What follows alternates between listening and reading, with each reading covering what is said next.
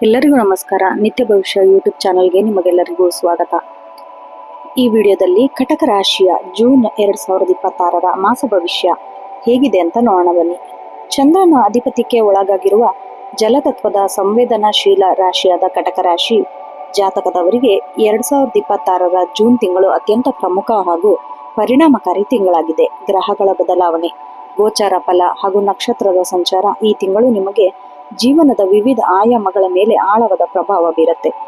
ಈ ಸುದೀರ್ಘ ಮಾಸ ಭವಿಷ್ಯ ಕಟಕ ರಾಶಿಯವರ ವೃತ್ತಿ ಜೀವನ, ಆರ್ಥಿಕ ಸ್ಥಿತಿ, ಕುಟುಂಬ, ಪ್ರೀತಿ, ಪ್ರೇಮ, ಆರೋಗ್ಯ ಮತ್ತೆ ಶಿಕ್ಷಣದ ಕುರಿತಾಗಿ ಭವಿಷ್ಯವನ್ನು ನೋಡೋಣ. ಜೂನ್ ತಿಂಗಳು ಕಟಕ ರಾಶಿಯವರಿಗೆ ಮಿಶ್ರ ಫಲಗಳಿಂದ ಕೂಡಿದೆ.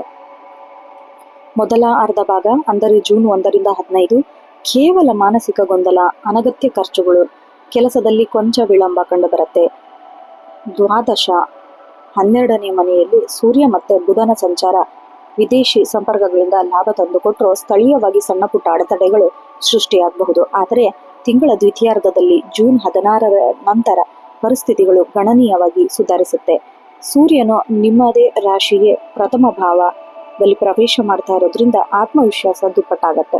ಸಮಾಜದಲ್ಲಿ ಗೌರವ, ಕೀರ್ತಿ ಹೆಚ್ಚಾಗತ್ತೆ. ಗುರು ಮತ್ತು ಶನಿಯ ಶುಭ ದೃಷ್ಟಿಯು ನಿಮ್ಮನ್ನು ಸರಿಯಾದ ಹಾದಿಯಲ್ಲಿ ಮುನ್ನಡೆಸಲು ಸಹಾಯ ಮಾಡುತ್ತೆ. ಇನ್ನು ಧೈರ್ಯ ಮತ್ತೆ ಸಂಯಮದಿಂದ ಈ ತಿಂಗಳು ನೀವು ದೊಡ್ಡ ಯಶಸ್ಸನ್ನ ಸಾಧಿಸಬಹುದು.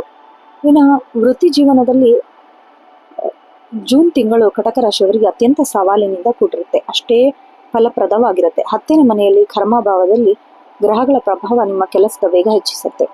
ತಿಂಗಳ ಆರಂಭದಲ್ಲಿ ಕಚೇರಿಯಲ್ಲಿ ಜವಾಬ್ದಾರಿಗಳೇ ಹೆಚ್ಚಾಗುತ್ತೆ. ಮೇಲಧಿಕಾರಿಗಳಿಂದ ಹೆಚ್ಚಿನ ನಿರೀಕ್ಷೆ ಇರುವುದರಿಂದ ನೀವು ಕಠಿಣ ಪರಿಶ್ರಮ ಮಾಡಬೇಕಾಗತ್ತೆ. ಕೆಲವೊಮ್ಮೆ ನಿಮ್ಮ ಶ್ರಮಕ್ಕೆ ತಕ್ಕ ಮನ್ನಣೆ ಸಿಗೋದಿಲ್ಲ ಎಂಬ ಭಾವನೆ ಮೂಡಿ, ಆದರೆ ಧೃತಿಗೆಡಬೇಡಿ. ಇನ್ನು ಸಹೋದ್ಯೋಗಿಗಳೊಂದಿಗೆ ಕಚೇರಿಯಲ್ಲಿ ರಾಜಕೀಯ ಅಥವಾ ಗಾಸಿಪ್ಗಳಿಂದ ಸ್ವಲ್ಪ ದೂರ ಇರಬೇಕು. ಯಾರದೇ ವೈಯಕ್ತಿಕ ವಿಷಯದ ಬಗ್ಗೆ ತಲೆ ಕೆಡಿಸ್ಕೊಳಕ್ ಹೋಗ್ಬೇಡಿ. ಹಾಗೆ ಜೂನ್ ಮಧ್ಯಭಾಗದಲ್ಲಿ ಕಚೇರಿಯಲ್ಲಿ ಆಂತರಿಕ ಬದಲಾವಣೆ ಅಥವಾ ನಿಮ್ಮ ಬಯಸಿದ ಸ್ಥಳಕ್ಕೆ ವರ್ಗಾವಣೆ ಸಾಧ್ಯತೆ ಇದೆ. ಆದರೆ ಇದು ದೀರ್ಘಾವಧಿಯಲ್ಲಿ ನಿಮಗೆ ಒಳ್ಳೆಯದನ್ನ ಮಾಡುತ್ತೆ. ನೀವು ಹೊಸ ಕೆಲಸ ಹುಡುಕುತ್ತಿದ್ರೆ ತಿಂಗಳ ಕೊನೆಯ ವಾರದಲ್ಲಿ ಜೂನ್ 22ರ ನಂತರ ಉತ್ತಮ ಆಫರ್ ಬರೋ ಸಾಧ್ಯತೆ ಇದೆ. ವಿಶೇಷವಾಗಿ ಶಿಕ್ಷಣ, ಬ್ಯಾಂಕಿಂಗ್, IT, ಸಾರ್ವಜನಿಕ ಸಂಪರ್ಕ ಕ್ಷೇತ್ರದಲ್ಲಿ ಉತ್ತಮ ಅವಕಾಶ ಕೂಡ ಸಿಗುತ್ತೆ. ಇನ್ನು ವ್ಯಾಪಾರ ವಿಸ್ತರಣೆಗೆ ನಿಮ್ಮ ವ್ಯಾಪಾರ ಯೋಚಿಸ್ತಾ ಇದ್ರೆ ಜೂನ್ 15ರ ನಂತರ ಸಮಯ ತುಂಬಾ ಸೂಕ್ತವಾಗಿದೆ. ಹೊಸ ಹೂಡಿಕೆ ದೀರ್ಘಕಾಲದ ಲಾಭವನ್ನ ತಂದುಕೊಡುತ್ತೆ. ಇನ್ನು ಪಾಲುದಾರಿಕೆ ವ್ಯವಹಾರದಲ್ಲಿ ಸ್ವಲ್ಪ ಜಾಗರೂಕತೆಯಿಂದ ಇರಬೇಕು. ನಿಮ್ಮ ಪಾಲುದಾರರೊಂದಿಗೆ ಸಣ್ಣ ಪುಟ್ಟ ಭಿನ್ನಾಭಿಪ್ರಾಯಗಳು ಮೂಡದಂತೆ ಯಾವುದೇ ಒಪ್ಪಂದಕ್ಕೆ ಸಹಿ ಹಾಕಕ್ಕೆ ಹೋಗ್ಬೇಡಿ. ಪತ್ರವನ್ನು ಸರಿಯಾಗಿ ಓದಿ. ಮಾರುಕಟ್ಟೆಯಲ್ಲಿ ಕಠಿಣ ಸ್ಪರ್ಧೆ ಎದುರಿಸಬೇಕಾಗಬಹುದು, ಆದರೆ ನಿಮ್ಮ ನವೀನ ಆಲೋಚನೆ ಮತ್ತು ಗುಣಮಟ್ಟದ ಸೇವೆಯಿಂದ ನಿಮ್ಮ ಗ್ರಾಹಕರನ್ನು ಸೆಳೆಯುವಲ್ಲಿ ಯಶಸ್ವಿಯಾಗ್ತೀರಾ. ಇನ್ನು ಆರ್ಥಿಕವಾಗಿ ಜೂನ್ ತಿಂಗಳು ಕಟಕ ರಾಶಿಯವರಿಗೆ ಏರಿಳಿತಗಳಿಂದ ಕೂಡಿದೆ. ಹಣದ ಅರಿವು ಉತ್ತಮವಾಗಿದ್ದರೂ ಅಷ್ಟೇ ವೇಗದಲ್ಲಿ ಖರ್ಚು ಕೂಡ ಎದುರಾಗತ್ತೆ.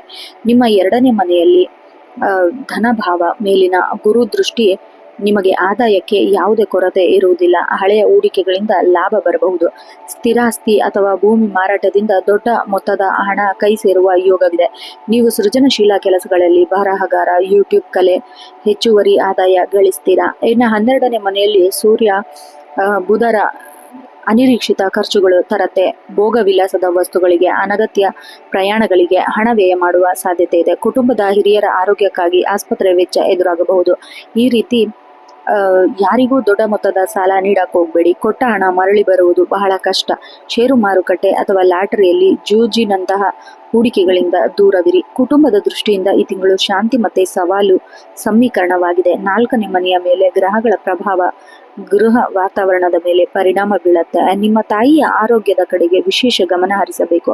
ಅವರಿಗೆ ಹಳೆಯ ಕಾಯಿಲೆಗಳಿಗೆ ಸಕಾಲ ವೈದ್ಯಕೀಯ ತಪಾಸಣೆ ಮಾಡಿಸಿ. ತಂದೆಯ ಆರೋಗ್ಯ ಬಾಂಧವ್ಯ ಸುಧಾರಿಸಲಿದೆ ಮತ್ತು ಅವರ ಮಾರ್ಗದರ್ಶನ ನಿಮಗೆ ಸಹಕಾರಿಯಾಗುತ್ತೆ.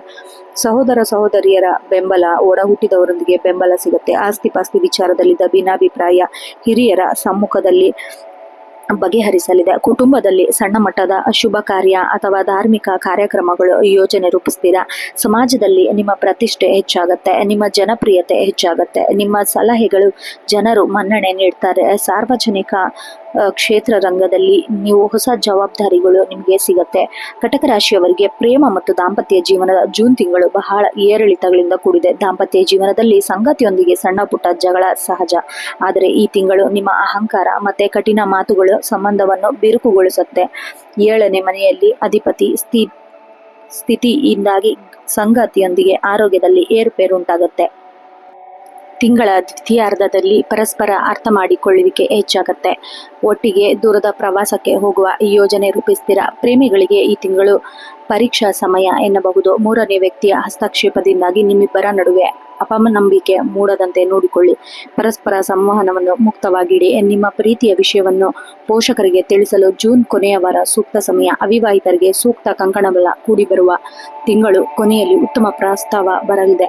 ಇನ್ನು ವಿದ್ಯಾರ್ಥಿಗಳಿಗೆ ಕಠಿಣ ಪರಿಶ್ರಮ ಬಯಸಬೇಕು. 5ನೇ ಮನೆಯಲ್ಲಿ ಗ್ರಹಗಳ ಸಂಚಾರ ಮಿಶ್ರ ಫಲಗಳಿಂದ ಕೂಡಿದೆ. ತಿಂಗಳ ಆರಂಭದಲ್ಲಿ ಸಾಮಾಜಿಕ ಜಾಲತಾಣಗಳು, ಸ್ನೇಹಿತರು ಅಥವಾ ಮನೋರಂಜನೆಯಿಂದ ಅಧ್ಯಯನದಲ್ಲಿ ಏಕಾಗ್ರತೆ ತಪ್ಪಬಹುದು. ವಿದ್ಯಾರ್ಥಿಗಳು ತಮ್ಮ ದ್ವಿಚರಿಯನ್ನು ಸರಿಯಾಗಿ ಯೋಚಿಸಿಕೊಳ್ಳಬೇಕು. ಇನ್ನು ಬ್ಯಾಂಕಿಂಗ್, ನಾಗರಿಕ ಸೇವೆಯಲ್ಲಿ ಅಥವಾ ಉನ್ನತ ಹುದ್ದೆಗಳಿಗೆ ಸ್ಪರ್ಧಾತ್ಮಕ ಪರೀಕ್ಷೆಗೆ ಬರೆಯುವ ವಿದ್ಯಾರ್ಥಿಗಳಿಗೆ ಕಠಿಣ ಶ್ರಮ ನಂತರ ಯಶಸ್ಸು ಸಿಗುವಲ್ಲಿದೆ.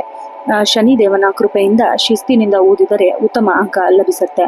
ಉನ್ನತ ಶಿಕ್ಷಣಕ್ಕೆ ಹೋಗಲು ಬಯಸುವ ಕಟಕ ರಾಶಿಯ ವಿದ್ಯಾರ್ಥಿಗಳು ಈ ತಿಂಗಳು ವೀಸಾ ಮತ್ತೆ ಪ್ರವೇಶ ಪ್ರತಿಕ್ರಿಯೆ ಸುಲಭವಾಗಿ ಪೂರ್ಣಗೊಳ್ಳುತ್ತೆ. ಇನ್ನು ಆರೋಗ್ಯದ ದೃಷ್ಟಿಯಿಂದ ಕಟಕ ರಾಶಿಯವರು ಜೂನ್ ತಿಂಗಳಲ್ಲಿ ಯಾವುದೇ ರೀತಿಯ ನಿರ್ಲಕ್ಷ್ಯ ವಹಿಸಬಾರದು.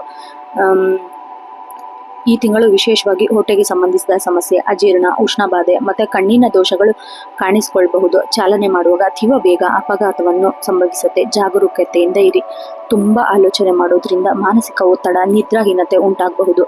ಹಾಗಾಗಿ ಕನಿಷ್ಠ 15ರಿಂದ 20 ನಿಮಿಷಗಳ ಕಾಲ ಧ್ಯಾನ ಮಾಡೋದು.